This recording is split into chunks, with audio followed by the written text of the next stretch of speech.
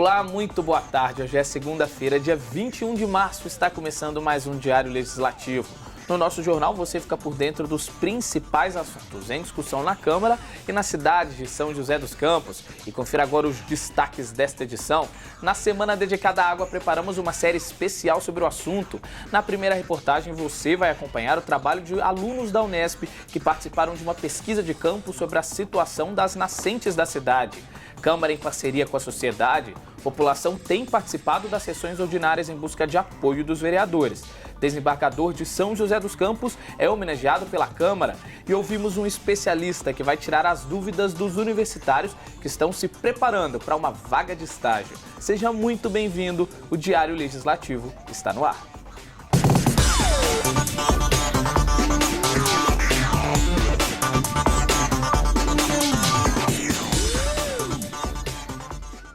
Amanhã é o Dia Mundial da Água e para lembrar da importância da data, nós da TV Câmara preparamos uma série especial sobre o tema, que você confere a partir de hoje. Vamos fazer um raio-x da situação hídrica da região, apontar ações que buscam preservar os recursos hídricos da cidade, além de mostrar o trabalho dos vereadores na criação de leis de proteção ambiental. E nesta primeira reportagem, a gente confere o projeto de alunos do curso de Engenharia Ambiental da Unesp, que participaram de um estudo de campo para avaliar a situação de algumas nascentes da região. Confira. Uma pequena caminhada por São José pode nos levar a descobrir um importante recurso natural que muitas vezes pode passar despercebido. Esse grupo de estudantes do curso de Engenharia Ambiental da Unesp foi a campo conhecer algumas das nascentes da cidade localizadas em áreas públicas urbanas, como esta no Vista Verde e esta outra no bairro Pousada do Vale, na Zona Leste. Existe uma grande urbanização mais perto do local. Então isso acaba contribuindo para mais deposição de lixo, até mesmo a gente percebe a falta de cuidado da própria população. Vir aqui para campo é uma espécie de aplicação prática de tudo daquilo que a gente vê em sala de aula. A importância disso para o aprendizado, na verdade, é enorme. E essa expedição tem um objetivo: identificar e monitorar a qualidade desses pequenos olhos d'água.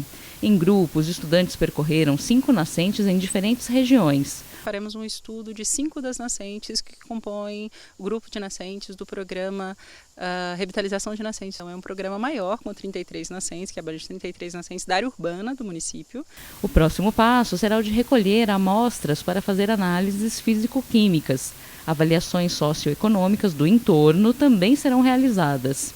A partir do momento que a gente vai para campo, a gente consegue fazer um link de todas as disciplinas e mesmo relacionando com a área socioambiental, socioeconômica da população que vive no entorno dessas nascentes. Para a professora responsável pela disciplina Proteção e Meio Ambiente, é importante preservar as nascentes porque elas contribuem para a formação dos rios e influenciam o microclima local. Por mais que pareça pequeno o volume de água, por mais que tenhamos a noção de que é só um filete de água, a preservação dessas águas significa dizer que teremos a preservação dos nossos recursos hídricos. A importância também da preservação para o microclima, então não é só uma situação, vou preservar para a população em geral, eu estou preservando a qualidade desse recurso hídrico e o recurso hídrico para que eu tenha um clima adequado, inclusive no meu próprio bairro. E o desembargador de São José, Dr. Lorival Ferreira dos Santos, recebeu uma homenagem da Câmara Municipal. O Legislativo concedeu a ele o título de cidadão joseense. A cerimônia de entrega do título de cidadão joseense ao desembargador Lorival Ferreira dos Santos contou com a presença de autoridades do Poder Judiciário de São José. Também compareceram à homenagem advogados, sindicalistas e profissionais da Justiça do Trabalho. Os vereadores Amélia Naomi e Robertinho da Padaria, autores da homenagem, enalteceram o trabalho realizado no município pelo desembargador. Queria aqui cumprimentar o desembargador, dizer para ele que nós, quando votamos esse projeto, que foi por unanimidade, foi feito uma série de declarações de todos os vereadores a favor, não só da honraria, mas também se sentindo bastante representados. É uma honra para nós, é uma sensação muito grande poder recebê-lo aqui, na nossa cidade, e dizer ao senhor, como já foi dito aí pela vereadora Amélia Naomi, o trabalho que o senhor já tem feito aqui para o povo da nossa cidade, para o povo joseense. Mais do que justo. É uma simples homenagem, mas eu diria que é uma maneira de a gente expor, né, a nossa gratidão.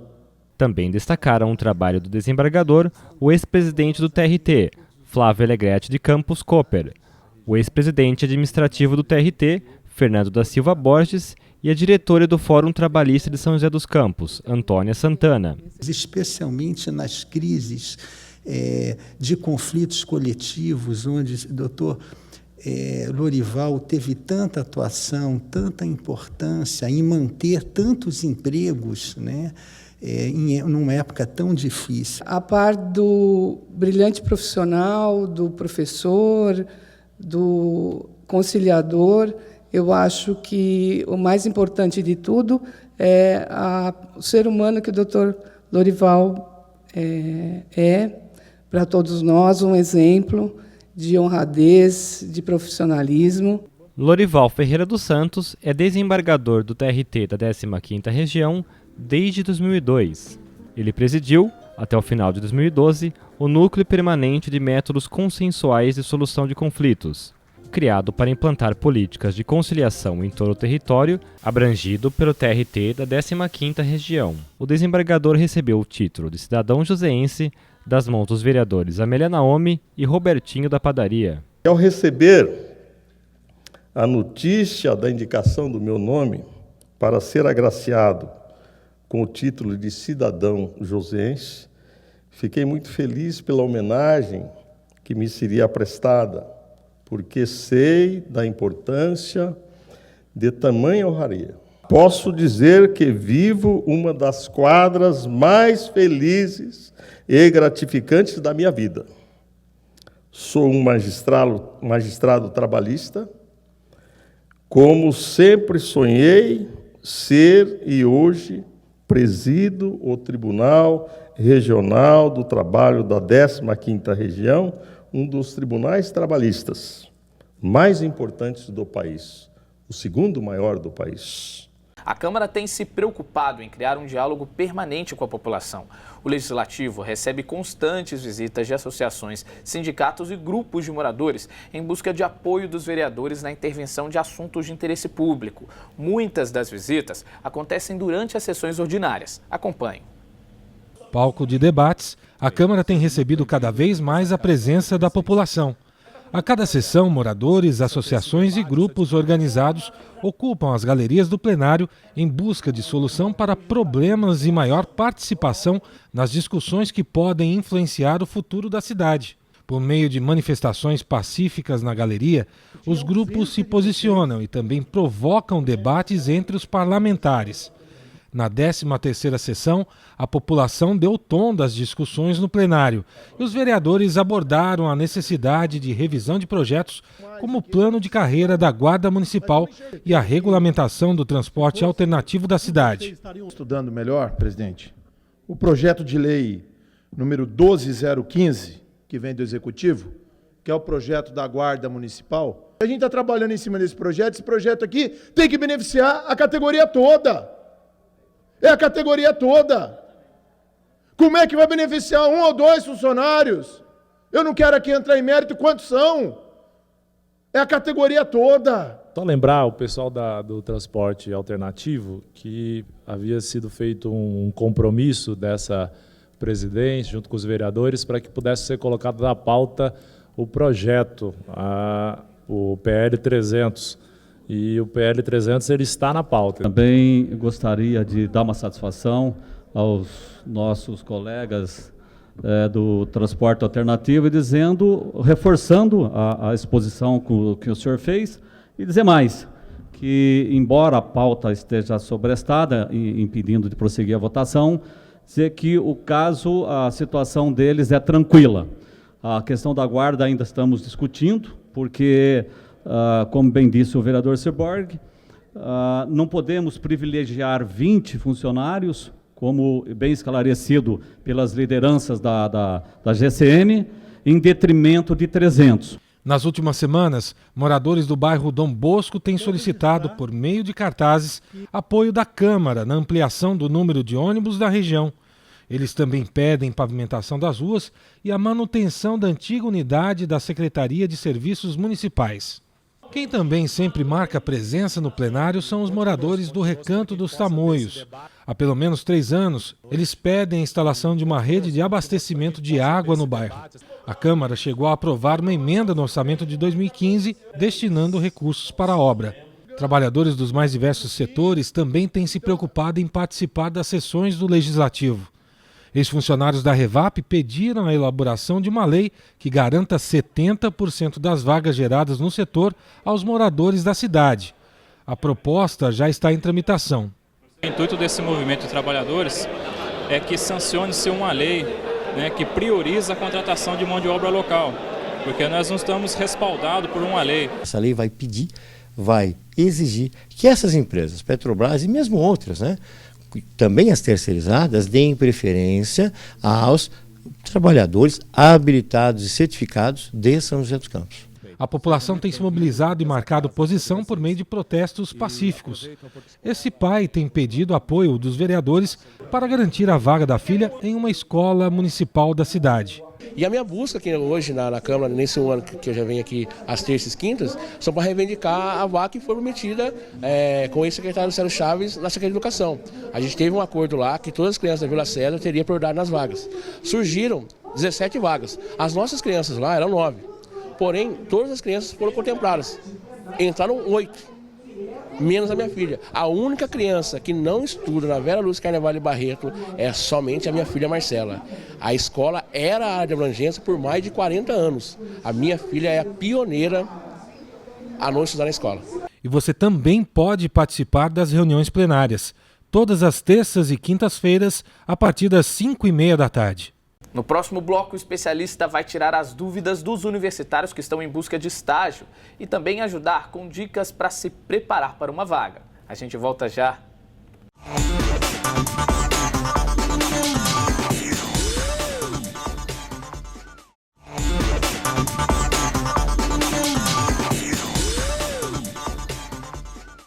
Olá, estamos de volta com o Diário Legislativo. Toda segunda-feira nós discutimos sobre o mercado de trabalho aqui no Diário, E hoje vamos falar sobre estágio.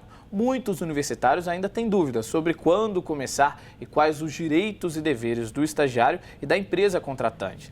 Para ajudar os estudantes a responder a essas perguntas, nossa equipe de jornalismo conversou com um especialista. E você acompanha agora no nosso quadro Seu Emprego.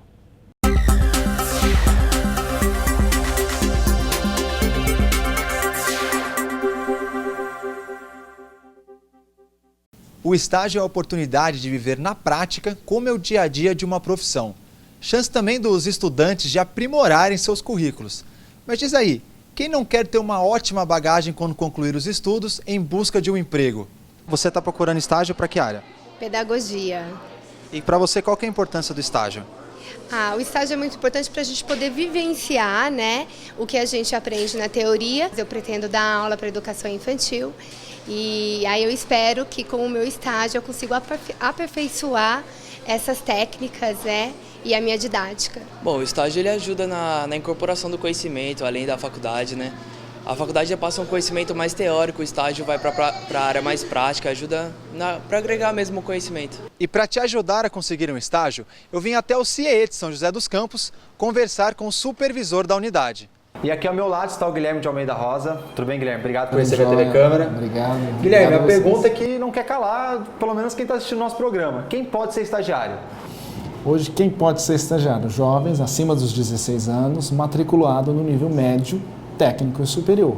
É importante observar características específicas de cada curso e cada faculdade. Isso pode variar. Tem faculdade que permite o estágio a partir do primeiro semestre e outras faculdades permitem a partir do terceiro, quarto semestre. Cada faculdade tem um parâmetro, tem um plano pedagógico que aí define quando ele vai poder começar a realizar o estágio. E qual que é o melhor período para o estagiário procurar uma vaga no mercado de trabalho? Normalmente, o primeiro trimestre do ano é o período mais propício, porque é o momento que muitas empresas estão repondo as vagas dos estagiários que saíram no ano anterior. Então, até o finalzinho de março, aí, a gente tem esse movimento de reposição dessas vagas, daqueles jovens que formaram no ano passado, completaram 2 anos de estágio, e aí as empresas estão repondo essas vagas. E existem regras para a duração do estágio e da jornada? Existe a Lei Federal 11.788 de 2008, ela regula o estágio no Brasil, define as obrigações, deveres, tanto das instituições de ensino, das empresas, dos órgãos, dos estudantes, do agente de integração, a maneira correta de se conceder um estágio. O período máximo de estágio ele não pode ultrapassar 24 meses, e a jornada também de estágio que não pode ultrapassar 6 horas diárias nem 30 horas semanais. E com relação à remuneração e os benefícios do estagiário, como é que funciona? Todo estagiário tem que receber uma bolsa auxílio e um auxílio transporte. O valor da bolsa auxílio e do auxílio transporte é definido por quem concede, certo? Termina que o mercado regula um pouco isso. E a gente sabe que o estagiário ganha muita experiência se ele sabe aproveitar bem o estágio. E qual é a vantagem da empresa de ter um estagiário, de investir em estagiários?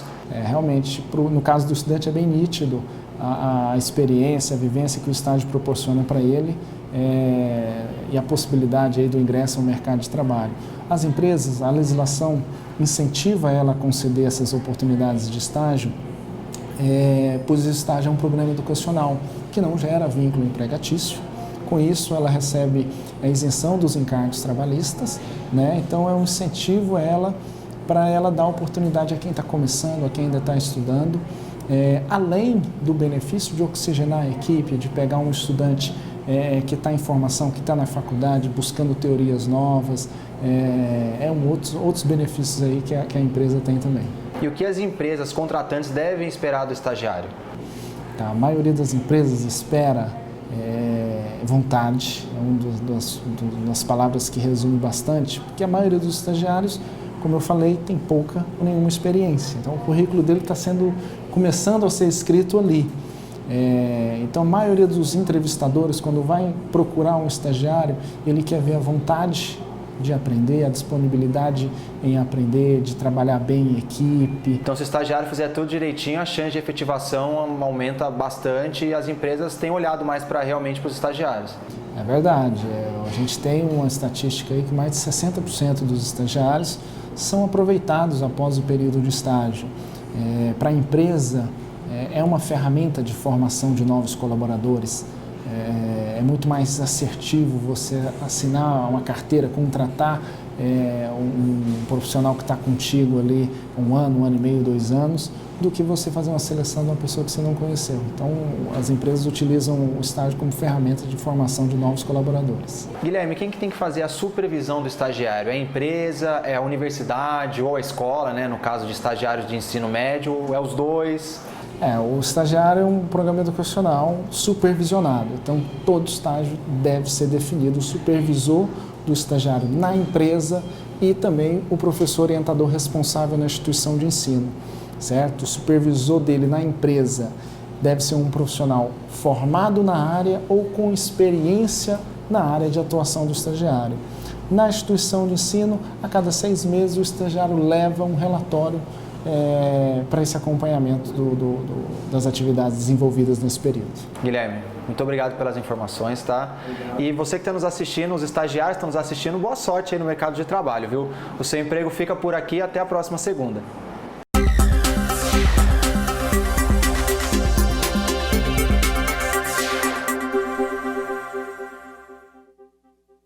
E no próximo bloco você acompanha os resultados dos jogos do fim de semana para os times de São José. Teve jogo decisivo para o vôlei. E será que a Júlia Vasconcelos, atleta da cidade, conseguiu uma vaga na equipe olímpica de taekwondo? É daqui a pouco, no Giro Esportivo.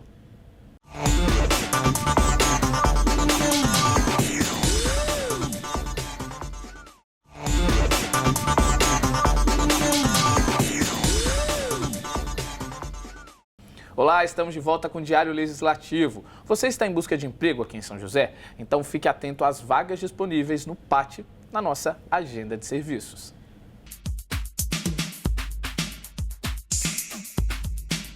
O PAT, Posto de Atendimento ao Trabalhador de São José dos Campos, tem oportunidades de emprego para diversas áreas. As vagas disponíveis são para alinhador de direção, auxiliar de limpeza, cozinheiro geral, porteiro, tecnólogo em edificações e vendedor porta a porta. Para se candidatar é fácil, é só comparecer ao PAT levando RG, CPF, carteira de trabalho e o cartão cidadão. O PAT fica na Praça Afonso Pena, número 175, no centro. Vamos então com a previsão do tempo para a tarde desta segunda e também para toda terça-feira.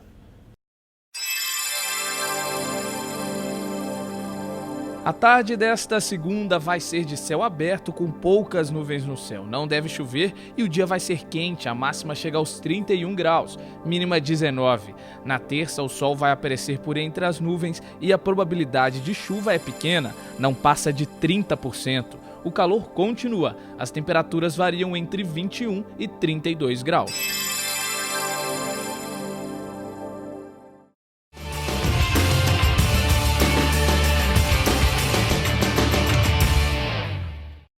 O fim de semana sempre é marcado por duelos no Esporte de São José. Os times que disputam a Série A3 do Paulista foram a campo. E será que eles conseguiram se distanciar da zona de rebaixamento? Vamos saber também se o vôlei de São José conseguiu se manter na Superliga depois de enfrentar o Cruzeiro, líder do campeonato. E será ainda que a Júlia Vasconcelos conquistou uma vaga na equipe olímpica de taekwondo? As respostas para essas perguntas a gente confere agora no Giro Esportivo. Muito boa tarde, Lucas, e a gente começa anunciando uma ótima notícia para o esporte de São José. A Júlia Vasconcelos está classificada para disputar as Olimpíadas de 2016 e tentar uma medalha na categoria de 57 quilos do taekwondo. Ela teve de disputar 4 lutas para conseguir a vaga. Já o vôlei de São José não conseguiu um bom resultado, porque a equipe perdeu o jogo contra o Cruzeiro e está fora da Superliga. A vitória era uma missão muito difícil, já que a equipe mineira se classificou para as quartas de final como líder do campeonato. E também teve derrota na Série A3 do Paulista. O São José perdeu para o Matonense fora de casa por 3-0. Já o São José dos Campos, o Tigre do Vale, voltou para casa com mais uma derrota para o Rio Preto por 3-1. Agora os dois times estão na zona do rebaixamento. Bom, Lucas, essas foram as notícias do esporte de hoje. A gente volta amanhã no Diário Legislativo. Até lá! Muito obrigado, Tadeu, pelas informações e parabéns para a Júlia pela conquista. O Diário Legislativo fica por aqui. Muito obrigado pela sua companhia. Tenha uma ótima tarde e até amanhã.